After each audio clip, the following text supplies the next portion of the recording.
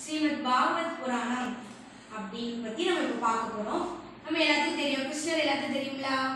கிருஷ்ணர் அப்படி சொன்னா உங்களுக்கு என்ன ஞாபகம் வருது? குடும்பம் ஞாபகம் வருதா? வேற யாரும் சொல்லுங்க. கிருஷ்ணர் அப்படின்னு சொன்னா உங்களுக்கு என்ன ஞாபகம் வருது? சரி, நானே சொல்றேன். சரி, அக்கா சொல்றேன். கிருஷ்ணர் அப்படிங்கும்போது கிருஷ்ணர் அழகா சிரிப்பார் இல்லையா? கிருஷ்ணர் நிறைய குறும்புத்தனம் பண்ணுவாரு. அவர் நம்ம கிட்ட இருந்தா நம்ம நினைச்சுவோம் அவர் சுற்றுலா எல்லாத்தையும் சந்தோஷமா வச்சிருப்பாரு, அப்படிதானே?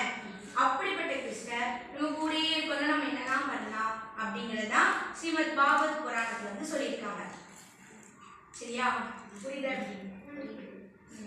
என்ன சொல்லணும்? ஸ்ரீ கிருஷ்ணர் வந்து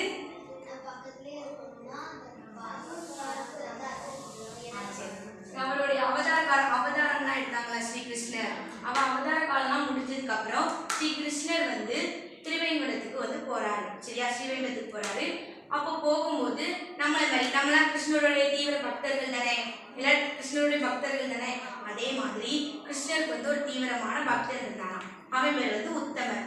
அவர் வந்து கேட்டாரா ஸ்ரீகிருஷ்ணர் பார்த்து, கிருஷ்ணர் பகவானை பார்த்து, என்ன கிருஷ்ணா, நீங்க இவ்வளவு நாள் என் கூட இருந்துட்டு சந்தோஷமா இருந்துட்டு நல்லா பேசி வச்சுட்டு இப்போ நீ திடீர்னு போறேன்னா எப்படி கிருஷ்ணா, எனக்கு ரொம்ப கஷ்டமா இருக்கு அப்படின்னு சொல்லிட்டு ஸ்ரீ உத்தமர் வந்து கிருஷ்ண பகவான்கிட்ட கேட்டாராம்.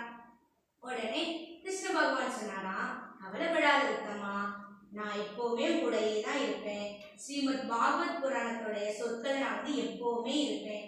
ஸ்ரீமத் பாகவத் புராணத்தை படிச்சாலோ கேட்டாலோ இல்லைன்னா அந்த சொல்படி நடந்தாலோ எப்பவுமே நான் கூடயே இருப்பேன் அப்படின்னு சொல்லிட்டு அவர் போனாராம்.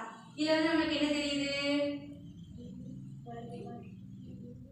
இதுல வந்து என்ன தெரியுது?